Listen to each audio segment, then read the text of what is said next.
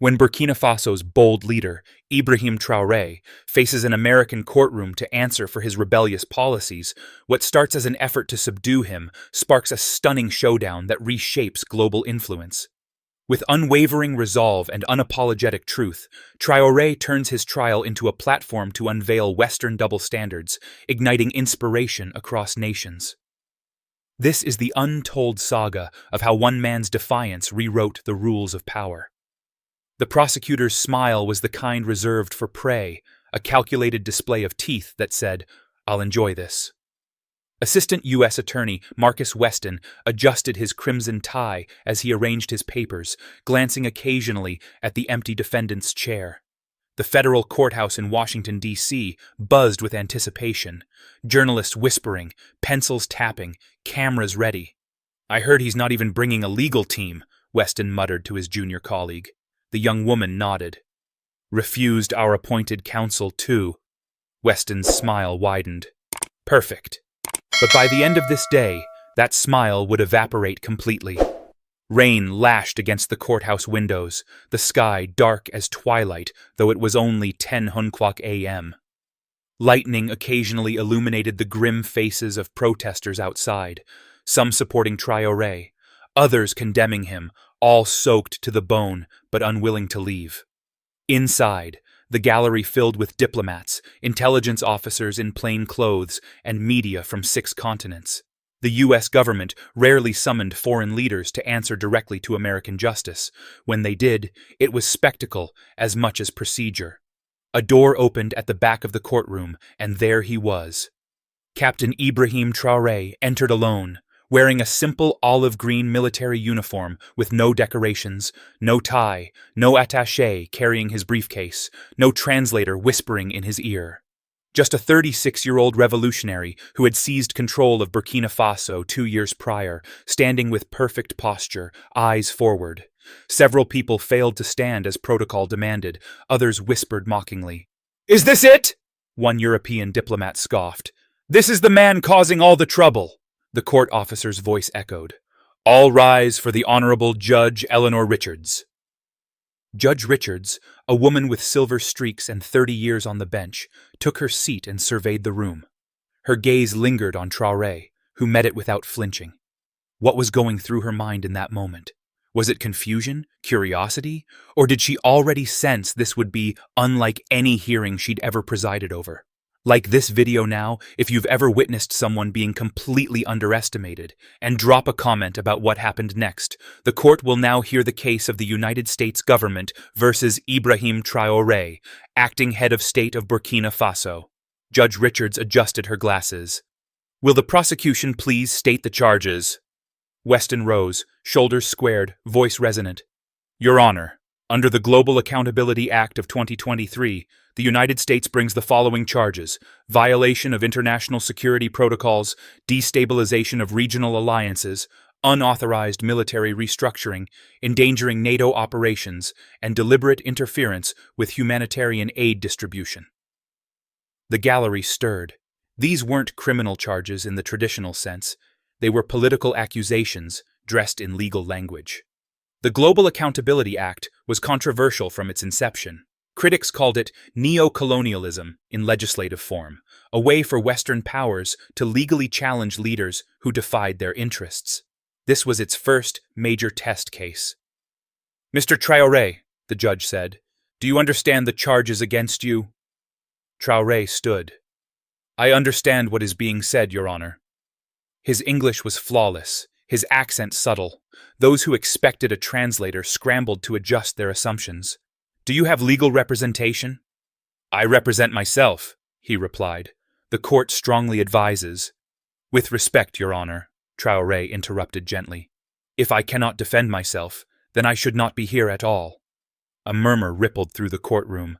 Judge Richards frowned but nodded. "Very well. How do you plead?" Traoré's expression remained unchanged. "I do not plead anything. I am here to speak truth. The rest is formality." Weston smirked. This was going to be even easier than he thought, but formality was about to be shattered completely. "The prosecution may begin questioning," Judge Richards announced. Weston approached the witness stand, hands clasped behind his back. Mr. Traoré, do you recognize the authority of this court to question your actions as a head of state? It was a trap disguised as a formality. If Traoré said yes, he surrendered sovereignty. If he said no, he appeared defiant and uncooperative. The courtroom held its breath. Traoré looked up slowly, his gaze steady. There was no anger in his eyes, no fear, just clarity. "No," he said simply, "but I recognize the world is watching. So I will speak." Weston blinked. That wasn't in the script. He'd expected indignation or nervous deference, not this calm redirection.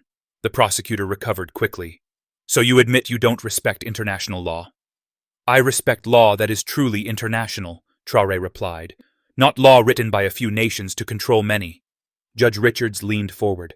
"Mr. Traoré, while I appreciate your position, I must remind you that this court operates under established legal frameworks."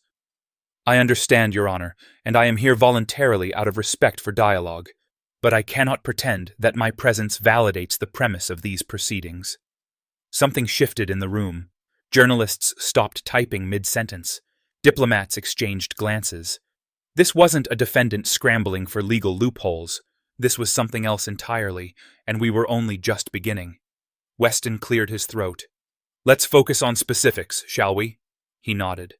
"In March of last year, you expelled French military forces that had been stationed in Burkina Faso for counter-terrorism operations. This decision directly preceded an increase in extremist violence in the region. How do you justify endangering your own citizens?" It was the prosecution's strongest card, framing Traoré as sacrificing safety for ideology. The young leader didn't immediately respond. Instead, he reached into his pocket and placed something on the table of the witness stand, a small, worn photograph. "May I approach the bench, Your Honor?" he asked. Judge Richards nodded, curiosity overcoming protocol. Traoré handed her the photograph. "This was taken 3 days before I made that decision." The judge studied the image, her expression shifting subtly. "For the record," she said, "this appears to be a village. There are bodies on the ground." "Tyranny village," Traoré confirmed. 46 civilians killed while French forces were stationed less than 20 kilometers away, the 8th such massacre that month. He turned to Weston. "When I took power, my people were dying, not metaphorically, literally. We had foreign soldiers patrolling our streets, but terrorists roamed free. Corporations drilled our land, but our children studied under trees."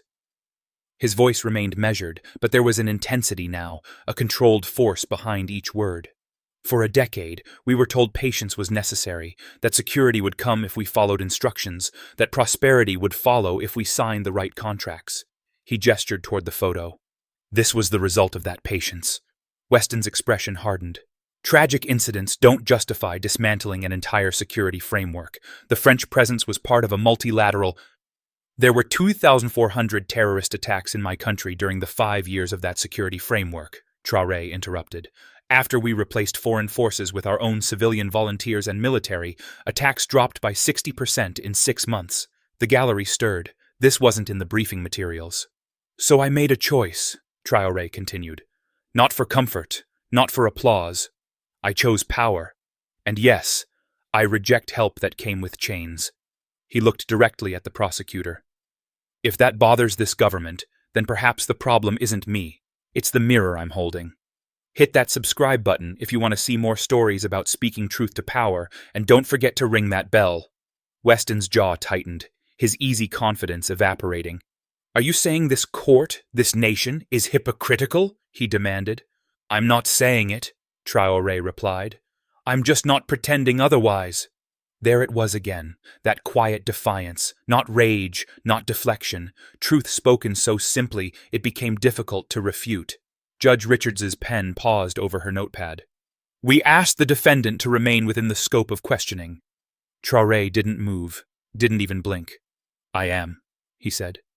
"You questioned my choices. I'm explaining them." Weston paced before the witness stand, recalibrating. His prepared questions suddenly seemed inadequate. "Let's talk about the Wagner Group," he finally said, referencing the Russian mercenary organization. "Reports indicate you've welcomed their operatives into your country after expelling Western forces. How is replacing one foreign military with another an act of sovereignty? A trap cleverly laid." But Traoré didn't falter. "We have military training agreements with several nations, including Russia, Turkey, and Iran," he replied. "Unlike previous arrangements, these partners don't demand control of our resources or dictate our policies. They don't establish permanent bases or exercise authority over our citizens." He leaned forward slightly.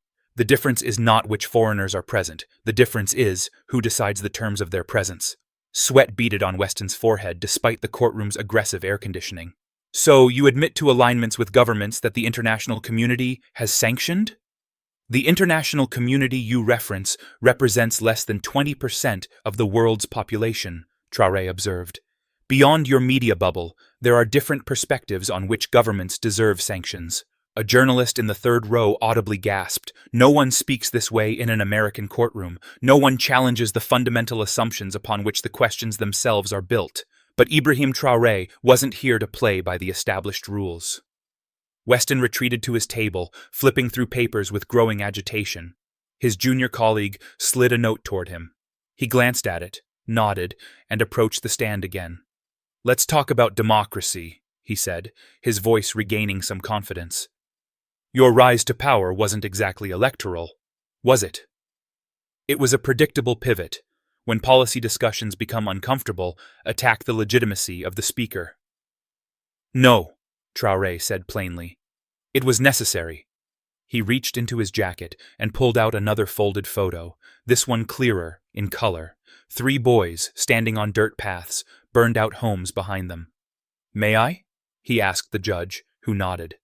"That's what democracy looked like under your preferred leaders," he said, handing her the photo.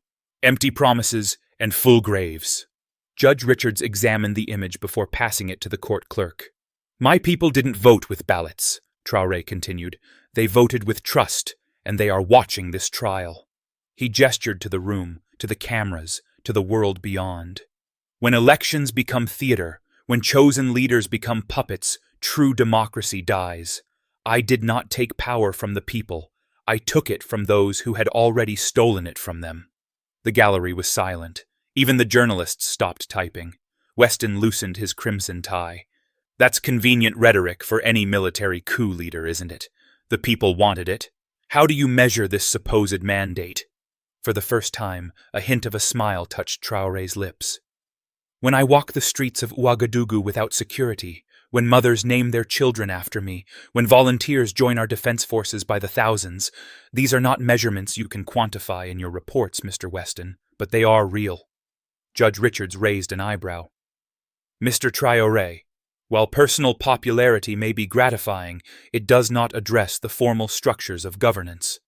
"With respect, Your Honor," Traoré responded.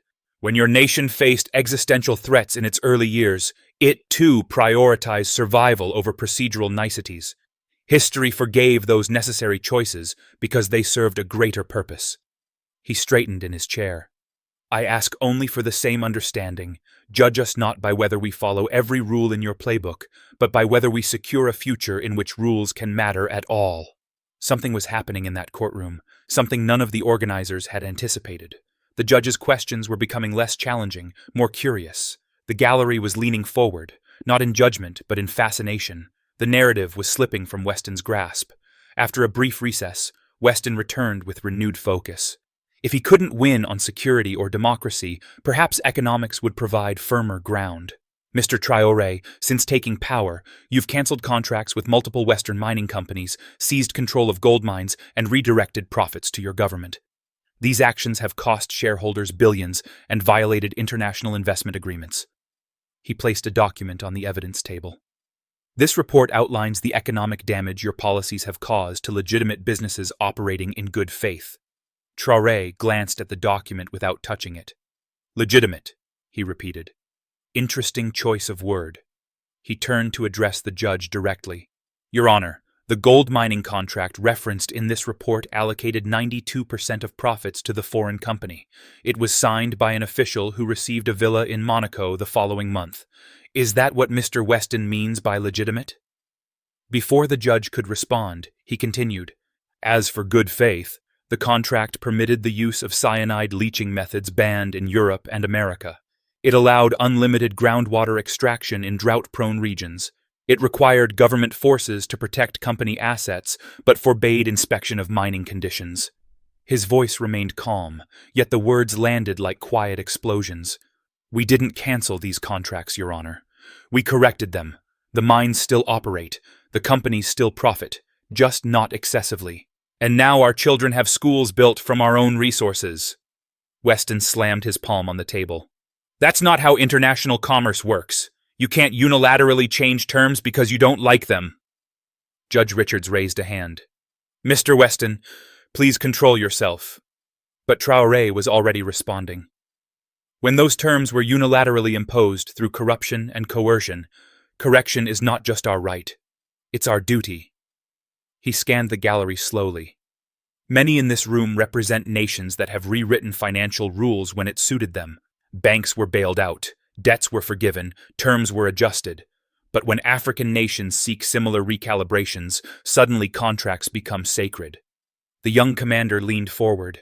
If economic sovereignty is a crime, then I am guilty.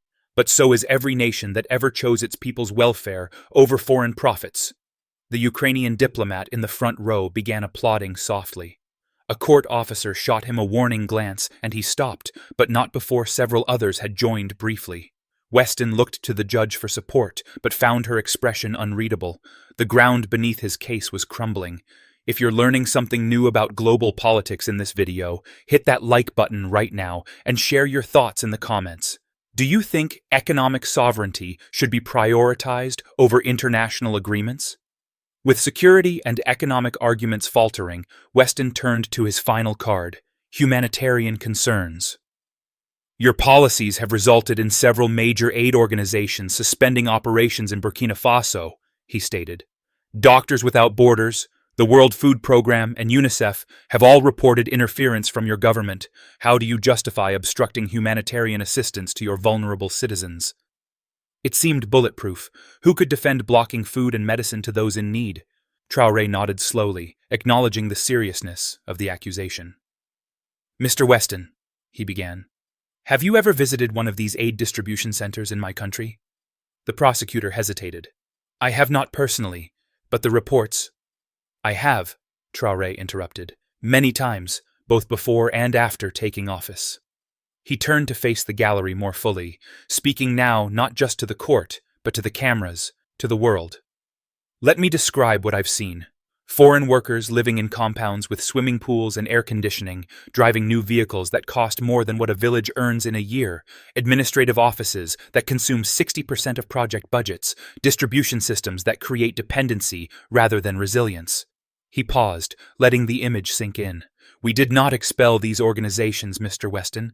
We asked them to adapt, to purchase food locally instead of importing it from abroad, to train Burkina Faso doctors instead of rotating foreign staff every 6 months, to coordinate with our government instead of operating as parallel authorities. He lifted his hands slightly. Some agreed. They continue their work today, more effectively than before. Others refused. They chose to leave rather than change. Weston scrambled to regain footing. These organizations have established protocols developed over decades of experience worldwide. Your inexperienced government can't simply rewrite humanitarian best practices. Best practices, Traoré echoed, voice rising slightly for the first time. After 50 years of these best practices, my country remains poor. Our problems remain unsolved. At what point do we acknowledge that perhaps these practices are not as best as claimed? A heavy silence fell over the courtroom. Foreign aid, as currently structured, preserves the very conditions it claims to address, Traoré continued, his passion evident yet controlled. It treats symptoms while protecting the systems that cause the disease. We seek to cure, not merely manage, our nation's illnesses. Even Weston seemed momentarily at a loss. Judge Richards removed her glasses, rubbing the bridge of her nose. I think we could all use a brief recess. Court will resume in 15 minutes. As the gallery buzzed with conversation, Traoré remained seated, alone at the witness stand, still as a statue. No one approached him during the break. No one dared.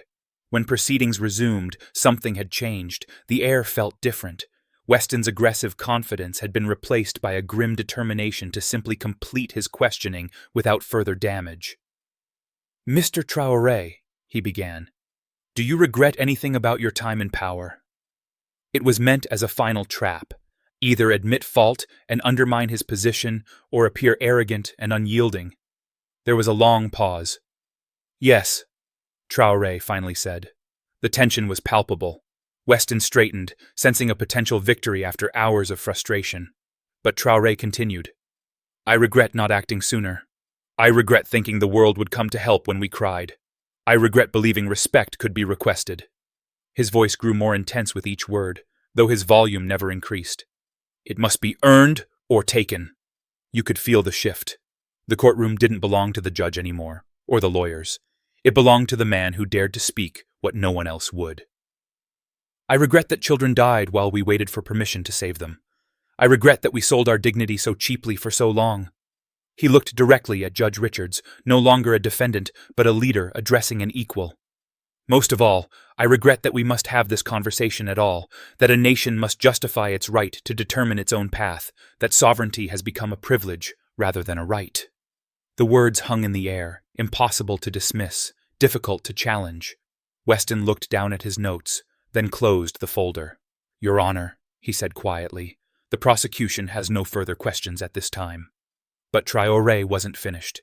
This trial isn't about law, he said, standing now. It's about discomfort that an African nation dared to walk alone, discomfort that we chose dignity over dependency.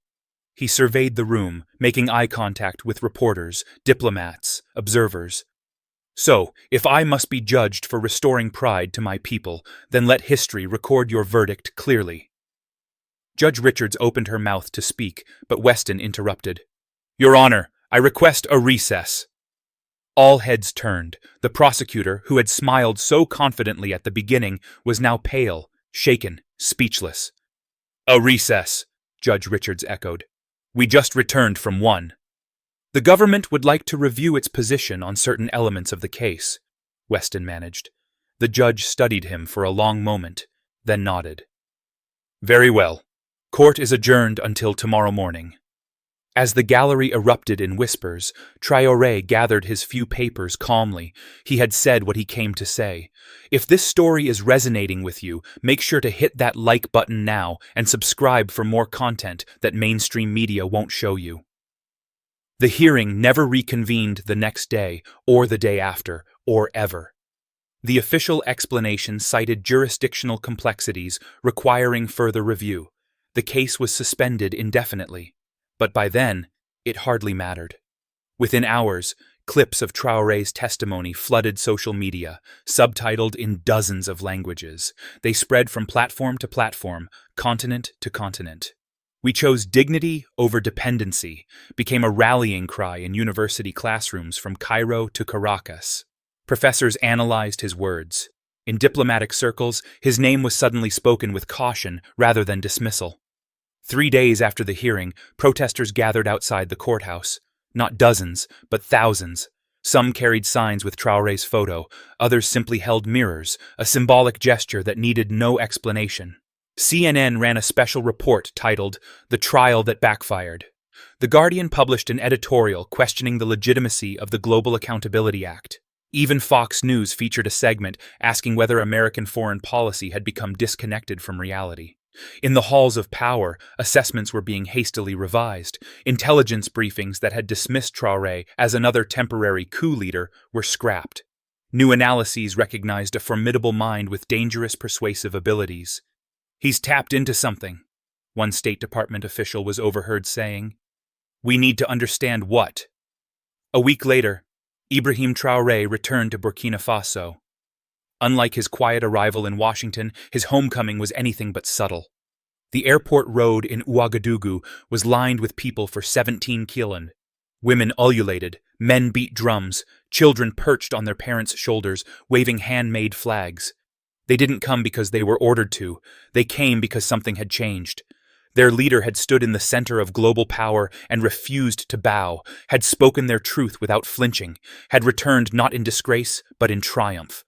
For a nation accustomed to shame on the world stage, this moment was transcendent. Traoré's vehicle moved slowly through the crowds. He stood through the sunroof, not waving pompously like a conquering hero, but with his fist raised in simple solidarity. At the presidential palace, he finally addressed the nation directly. "They called me to their court, thinking I would stand trial," he said. "But it was not I who was exposed." The crowd roared. They believed our sovereignty was negotiable, that our dignity had a price.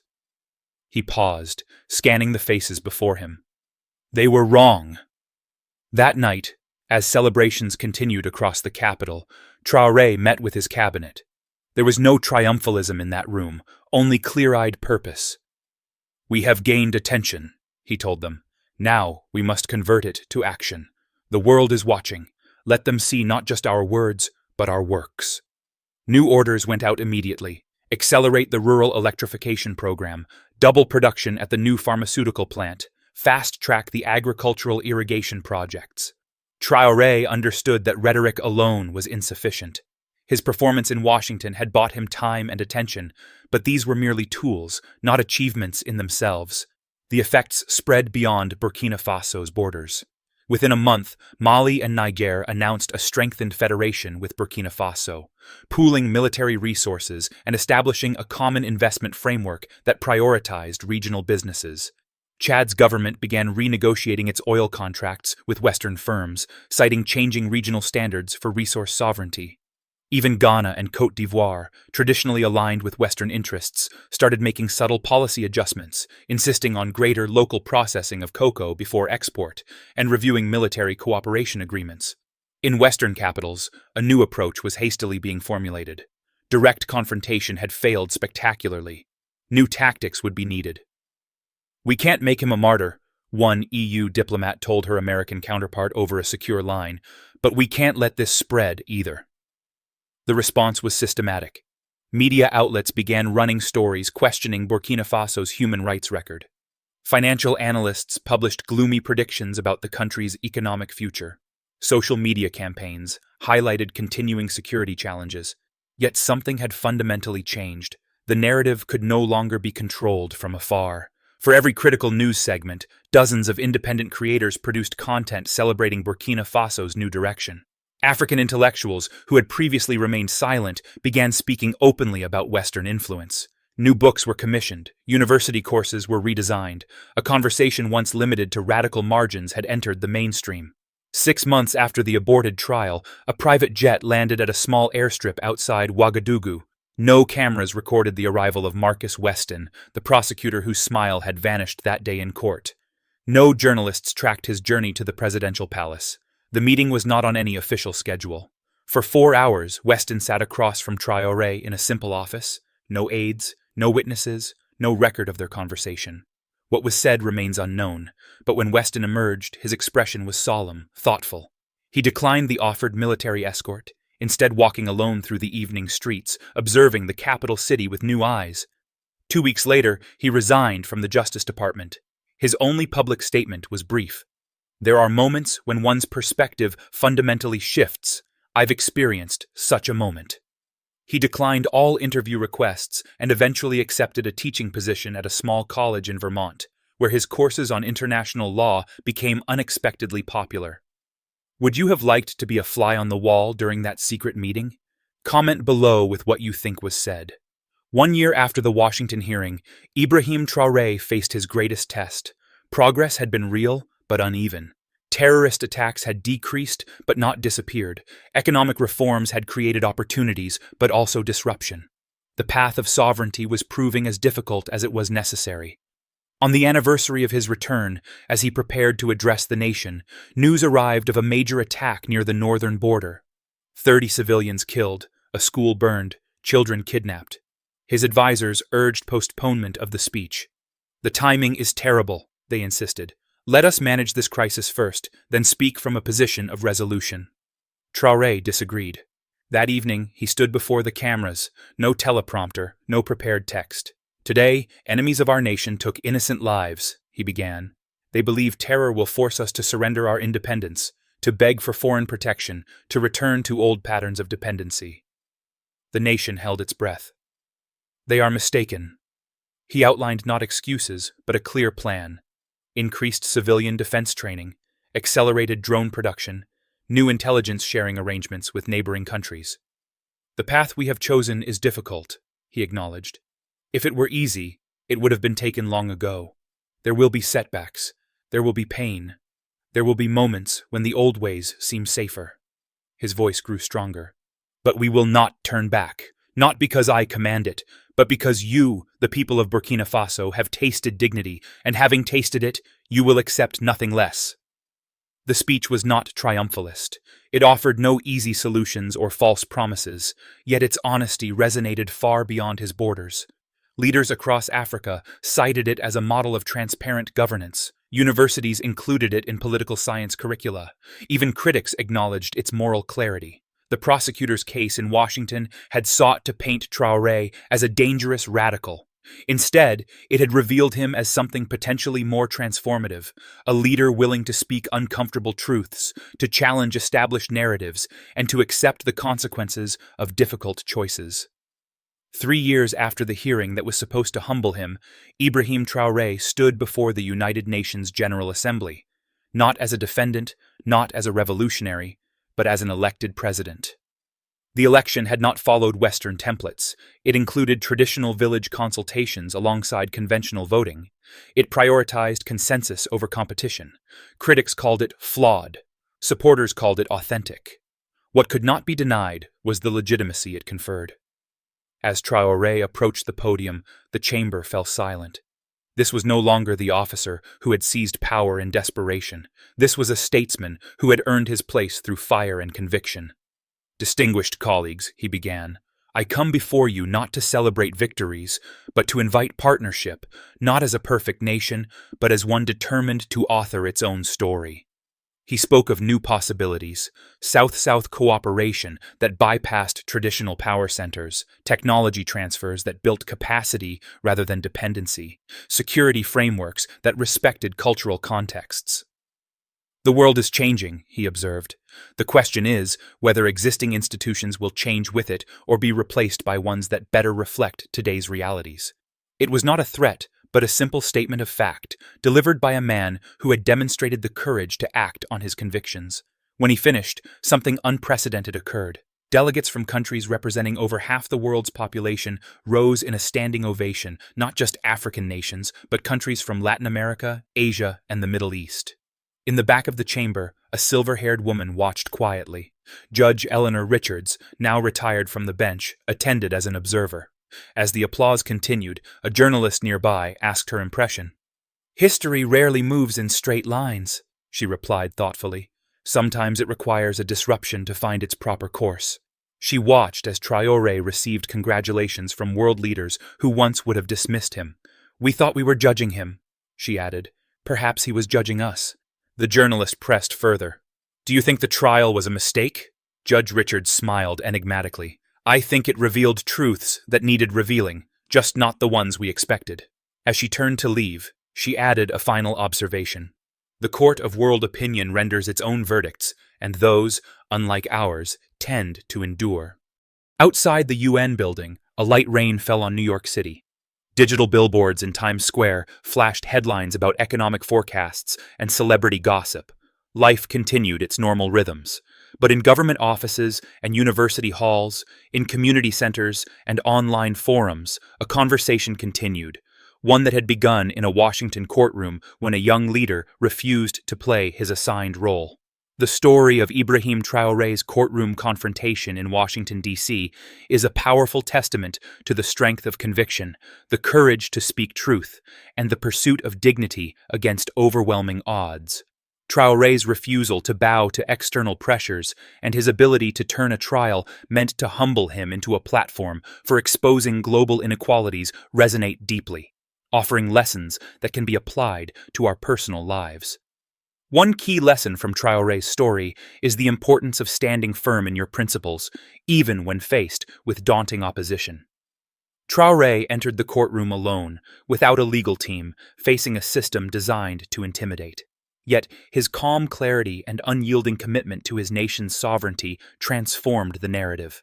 In our lives, we often encounter situations where we feel pressured to conform, whether it's compromising our values at work, staying silent in the face of injustice, or following societal expectations that don't align with our beliefs. Traoré teaches us that standing up for what we believe in, even when it's uncomfortable, can create ripples of change. For example, speaking up about unfair practices in a workplace or advocating for a cause we care about requires courage, but can inspire others and shift perspectives. Another lesson is the power of authenticity in leadership and communication. Traoré's responses were not rehearsed or evasive. They were rooted in lived experiences, like the photographs of devastation he presented to illustrate his decisions. This authenticity disarmed his opponents and captivated the global audience.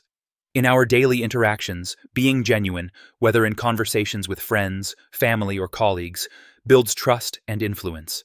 Instead of hiding behind facades or conforming to others' expectations, we can share our truths thoughtfully, using personal stories to connect and persuade, much like Traoré did with his vivid accounts of Burkina Faso's struggles. Traoré's story also highlights the value of resilience in the face of setbacks. Despite the courtroom's attempt to discredit him, he turned adversity into opportunity, using the global stage to amplify his message. Later, when faced with a terrorist attack on the anniversary of his return, he chose transparency over avoidance, addressing his nation with honesty and a clear plan. In life, we encounter failures and crises, missed opportunities, personal losses, or unexpected challenges. Traoré's example encourages us to confront these moments head-on, using them as chances to grow, adapt, and lead with purpose.